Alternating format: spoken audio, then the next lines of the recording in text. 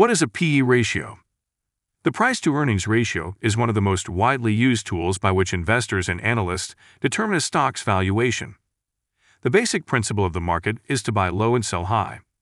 Buy when stock is undervalued and sell when the market is overvalued. The P/E ratio helps one determine the valuation of the stock. How to calculate the P/E ratio? If you divide the price per share by earning per share, you get a P/E ratio. Price per share is the current market value of one share of the company. Earning per share is the net profit of the company per share. Let's take an example. If some company's stock price is $150 and EPS is $10, then its P/E ratio would be 15. The P/E ratio doesn't tell anything on its own. You have to compare it to the P/E of its competitors or its industry average. Generally, if stock P/E is less than the industry average, then it is said to be cheap or undervalued.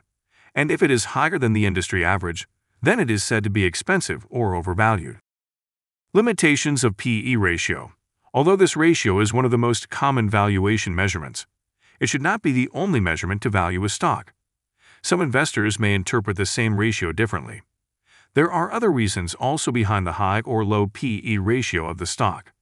So a high P/E stock could be better than a low P/E stock in the same sector.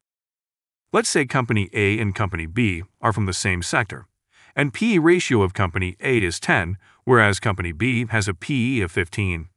Naturally, we would buy Company A as it has low P/E.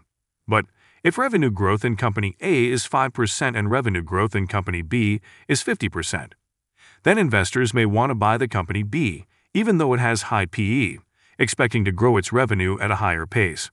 Also, some sectors like real estate or minerals may have a massive difference in their consecutive revenue because of uneven sales across the years, which makes evaluating with P/E alone very hard. Valuating with the P/E ratio is much more like a skill than a defined formula to check.